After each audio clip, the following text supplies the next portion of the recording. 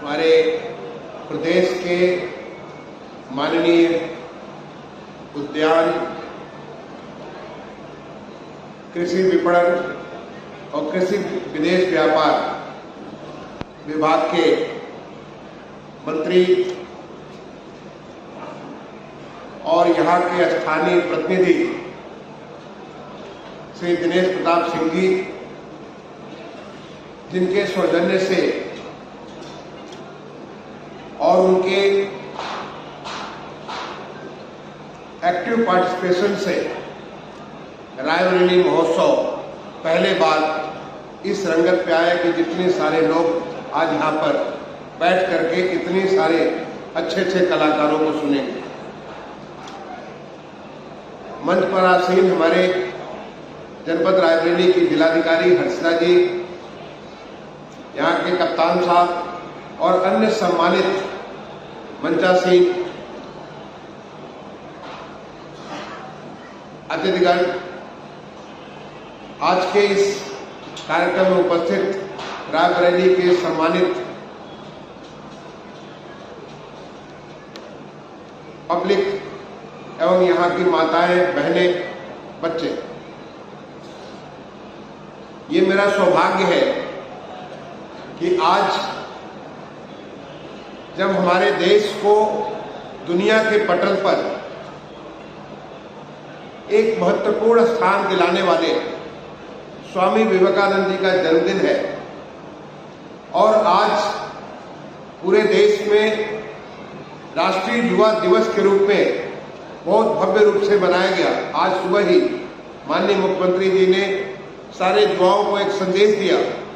एक बहुत बड़ा कार्यक्रम AKTU में, जो हमारा टेक्निकल यूनिवर्सिटी है, वहां पर एक कार्यक्रम आयोजित किया गया। पूरे देश में जगह जगह कार्यक्रम आयोजित किया गया।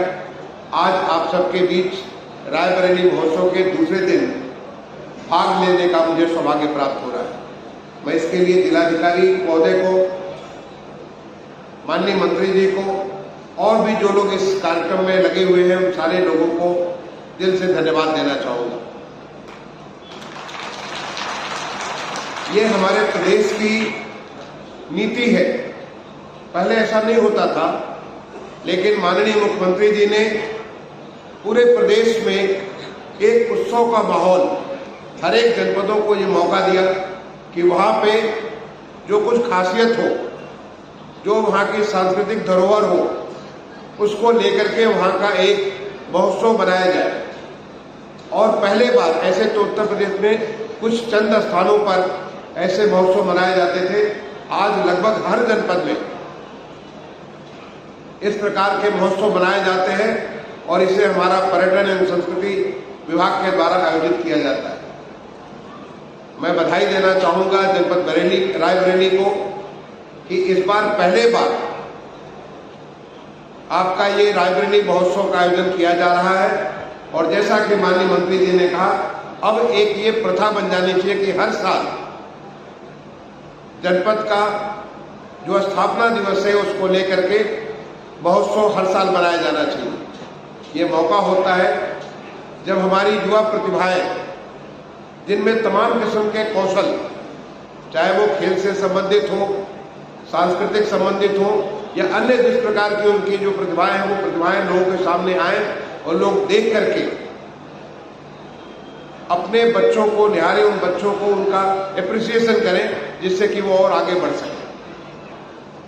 ये ऐसा मौका होता है जबकि देश के बड़े कलाकार भी आपके सामने आते हैं और वो आपको न केवल एक अपनी सांस्कृतिक कला से आपको लाभान्वित करते हैं, बल्कि जो हमारे उभरते हुए कलाकार हैं उन लोगों के लिए एक मॉडल तैयार करके उनको आदर्श देते हैं कि वो भी ऐसा कुछ बन सकते हैं।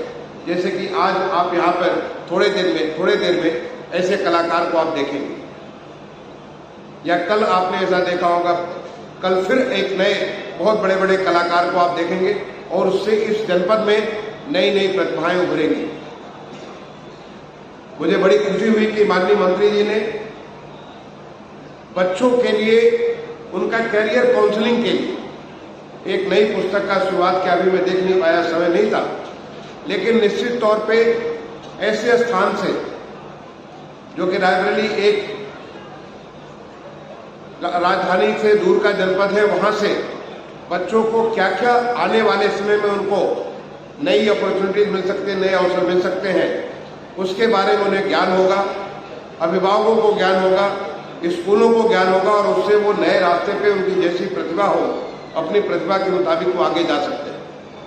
आज हमारा देश जिस तेजी से बदल रहा है, जिस प्रकार से माननीय प्रधानमंत्री जी ने एक विकसित भारत का संकल्प लेकर के आज हमारे देश को, हर कोई को विकास के साथ जोड़ते हुए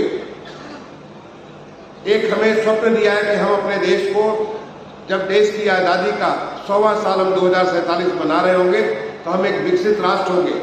हमारा स्थान वही होगा जो दुनिया के ऐसे विकसित राष्ट्र जैसे अमेरिका है, जर्मनी है, इंग्लैंड है, ऑस्ट्रेलिया है, न्यूजीलैंड है, ऐसे देशों की श्रेणी में हमारा देश उनके भी आगे कहीं खड़ा होगा। और आज जिस प्रकार से देश में तमाम किस्म के विकास हो रहे हैं, तमाम किस्म के परिवर्तन हो रहे हैं, उन परिवर्तनों को देखते हुए हम सबको यह आभास हो रहा है कि हमें 2047 नहीं, हम उसके बहुत पहले ही इस लक्ष्य को प्राप्त कर लेंगे। इस लक्ष्य में एक तरफ हर कोई को जुटना है, हर कोई को इंक्लूसिव डेवलपमेंट, हर कोई को इसमें अपने को जोड़ना है। जैसा कि जो माननीय मंत्री जी ने पुस्तक बनाई कि आपको जो प्रतिभा है जहां पहुंचे आप वहीं पे अच्छा से अच्छा करें, तो इससे जब सब कोई उसके साथ जुड़ेगा तो निश्चित तौर पे देश हमारा बहुत तेजी से आगे बढ़ेगा। जो खिलाड़ी है वो खेल के मैदान में अच्छा काम करेगा।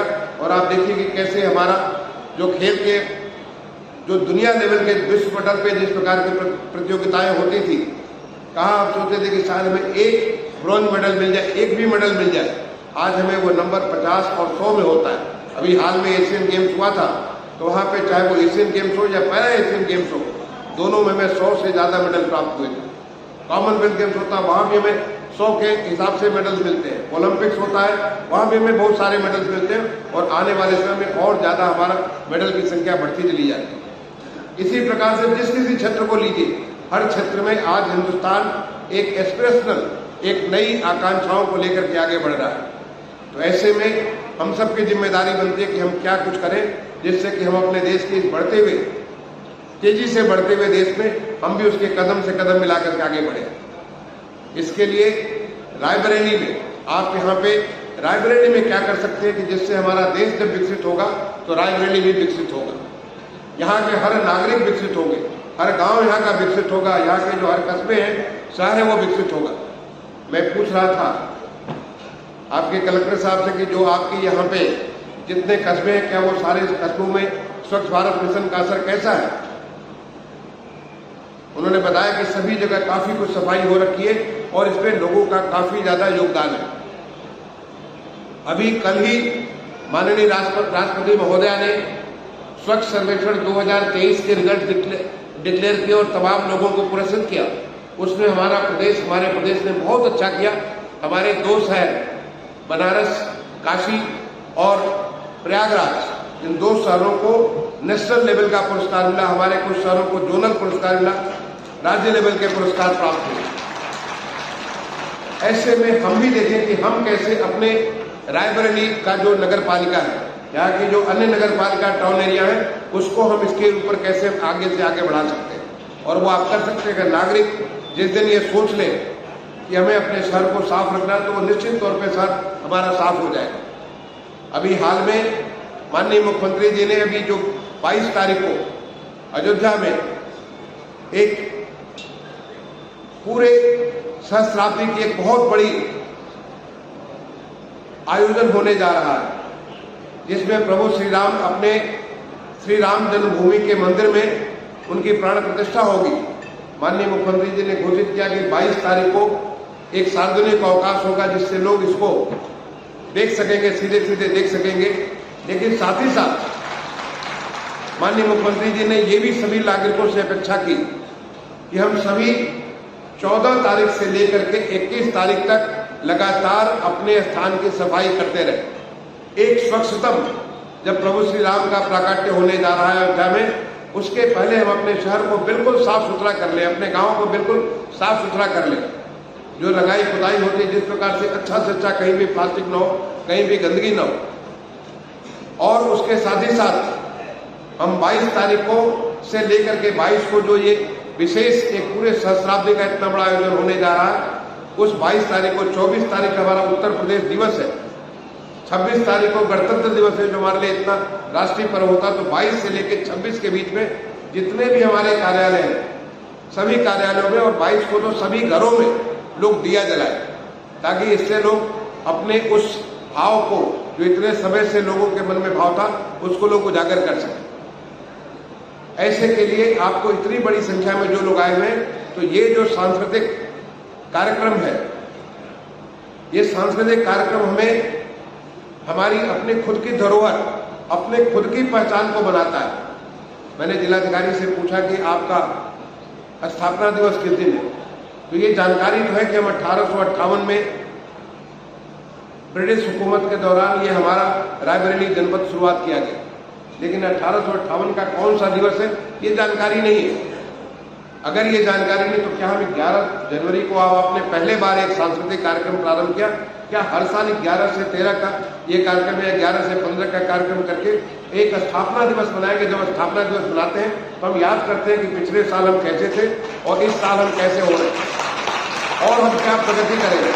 हम इसकी समीक्षा भी करते हैं, हम हर वर्ग की भी समीक्षा करते हैं कि हमारे बच्चे कैसा कर रहे हैं, हमारी बेटियां कैसा कर रही हैं, हमारे बुजुर्गों के लिए हमने क्या सुविधाएं प्रदान की है, हमने सामान्य नागरिकों के लिए क्या सुविधाएं प्रदान की है, हमारे सामान्य नागरिक इस विकास के साथ कैसे जुड़े हुए, ये हर एस्पेक्ट को हम लोग देखते हैं। तो मैं चाहूंगा कि जिलाधिकारी इस प्रकार की ऐसी नींव रखे कि जिससे हर साल लोग इसी प्रकार से इतनी ठंड होने के बावजूद सारे के सारे लोग पूरे उत्साह के साथ, और कभी कभी तो देर तक बैठ करके हमारे कलाकारों को सुनते रहते हैं और जाकर के उसको अप्रिशिएट, काफी समय तक उसको अप्रिशिएट करते रहते हैं। तो ऐसा एक माहौल बने।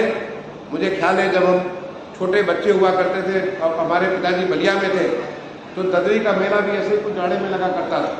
हम लोग जाते थे ददरी के मेला में, श्याम नारायण पांडे से लेकर तमाम सारे कभी आते थे, कभी सम्मेलन होता था, और हम लोग देर रात तक उनको सारा का सारा सुना करते थे और इतना उत्साह होता था कि उसमें जाड़ा भूल करके हम सारे के सारे उस कवि सम्मेलन में एक भाव विभोर हो जाते थे। तो ऐसा जो एक माहौल मिलता है लोगों को, मैं इस ऐसे माहौल देने के लिए जनपद प्रशासन को, हमारे माननीय मंत्री जी को, यहाँ के जितने माननीय जनप्रतिनिधि हैं जिन्होंने इस प्रकार का आयोजन किया, उन सारे के सारे लोगों को मैं अपने तरफ से साधुवाद देना चाहूंगा, अपने तरफ से बधाई देना चाहूंगा।